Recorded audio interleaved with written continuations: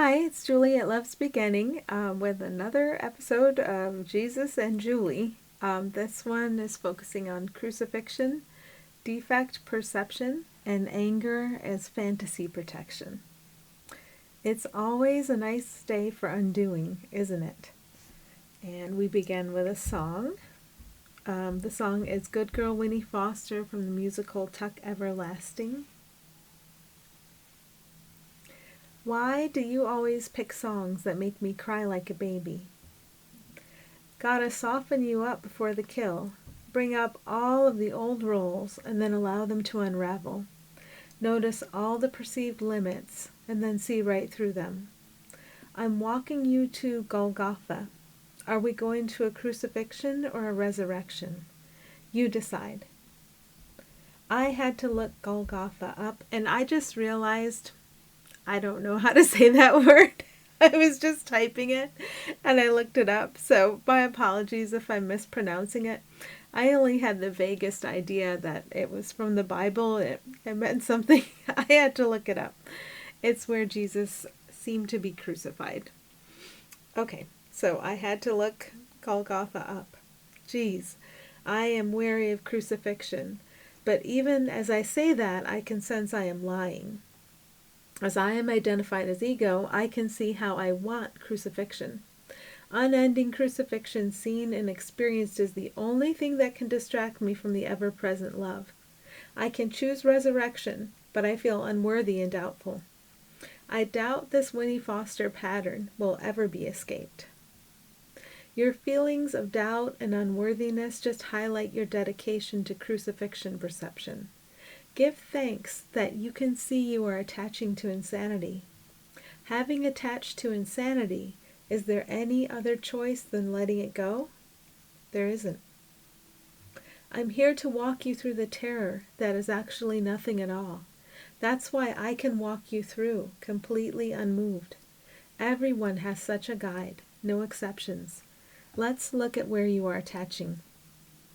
I'm mad about stupid things. Let's look at the stupid things. I'm mad about Helen Schuckman.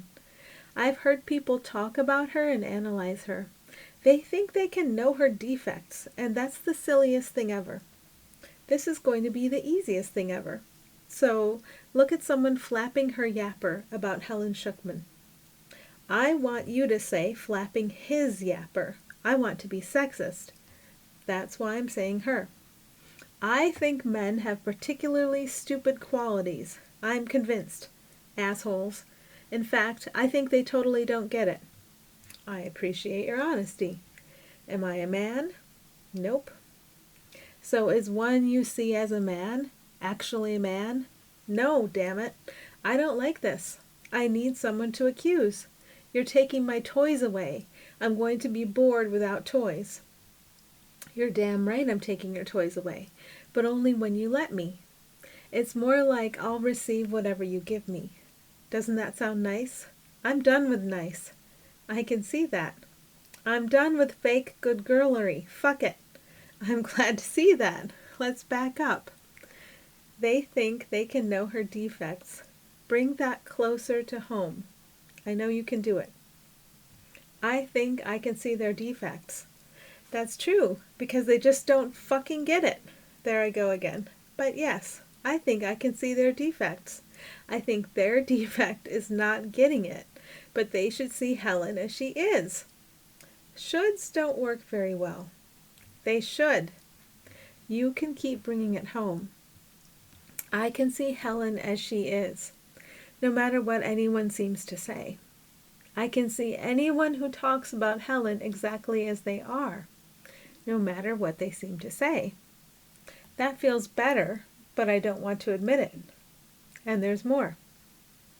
Fuck it. When I look upon someone who seems to be analyzing Helen, thereby feeding upon her image, I am analyzing that one, thereby feeding on their image, and on my image of Helen as a victim. It doesn't matter who the victim is, as long as I can keep seeing one. I'm a fucking vampire. Your invention is a vampire. It isn't real, but its function is to send you thoughts so you will identify with and as it.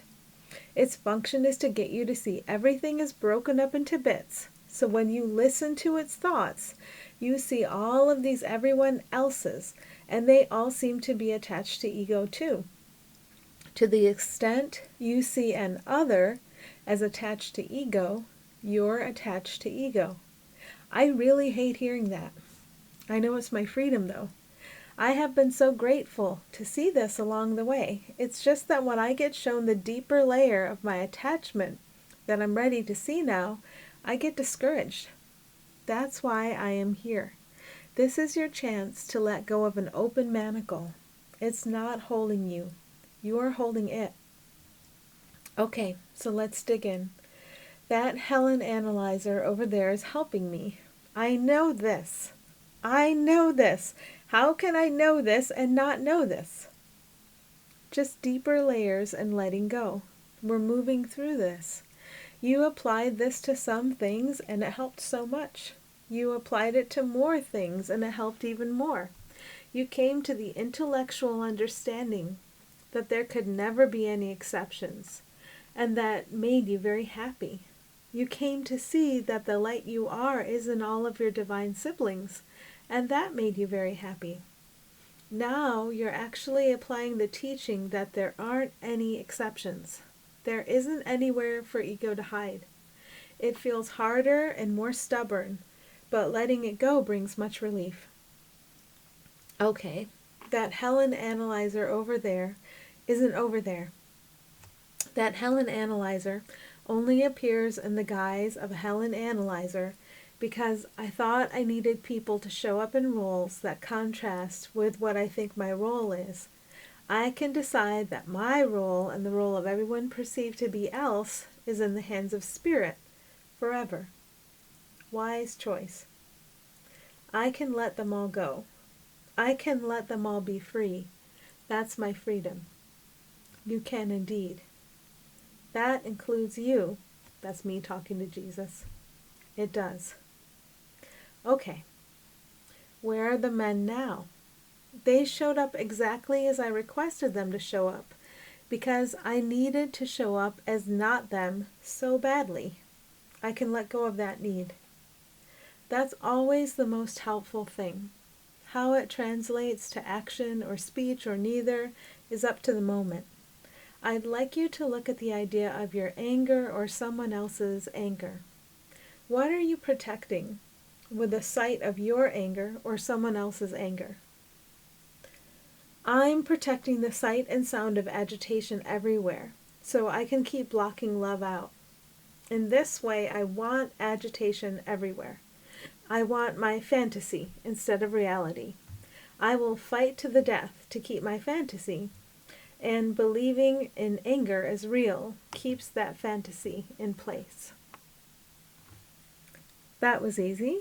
That Helen work softened you up. Do we have a thank you for the Helen analyzer? No, we don't. I have a thank you that I'm eventually going to feel gratitude, but I'm not feeling it now. Are you feeling anything in particular right now?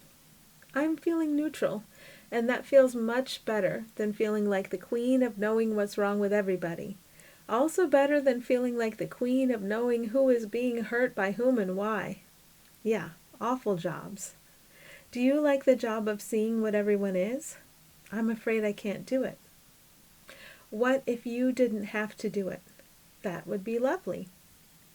Is it okay to just allow it? I'm afraid it's not possible. Would you let me show you? Yes. So here we are on a bright sunny day, skipping along the path to Golgotha. Are we skipping to crucifixion or resurrection? We're skipping to maybe the possibility that resurrection is real. I'll take it. What if your anger were a meaningless facade, meaningless to everyone around you because what you are shines so brightly? It's interesting to see that I feel the loss of a tool there. Anger is a tool to keep separation perception in place. I can see how I'm actively working to keep separation perception in place. and where you can see that you are working to keep separation perception in place, then I can let it go. I have to admit to what I'm doing first. I have to see what I'm attempting. If anger is a meaningless facade, then it's easy to see through it. If I can see through the meaningless facade of anger, I can see through the meaningless facade of other seemingly pleasant forms the ego would have me think are real. I can't call anger wrong. That gets me stuck. I got really mad at someone on Facebook who seemed to be judging the experiences of others. Any gratitude available there? Some, but I want help seeing. There seems to be this moment of shame when I have to admit that I'm trying to judge his experiences. Ego functions as designed, so lures are cast to keep you loyal to it. Shame is one such lure. It's a lure of your invention, which has never been real. It's getting easier to see that. When you see that consistently, you don't get lured away from the sight of what you are. This sibling who seemed to want to judge the experiences of others. Are you willing to see this one as he is? Here's what this question really means.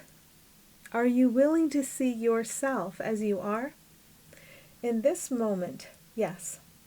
I feel that I can rest where we are joined. I feel as if I have always been here, in this quiet, prior to the story. So take this quiet prior to the story with you today, and don't be afraid to see it everywhere, in everyone and everything. It's safe to see a clear reflection of yourself everywhere. There is no threat to you in this. Go in peace. Thanks for listening.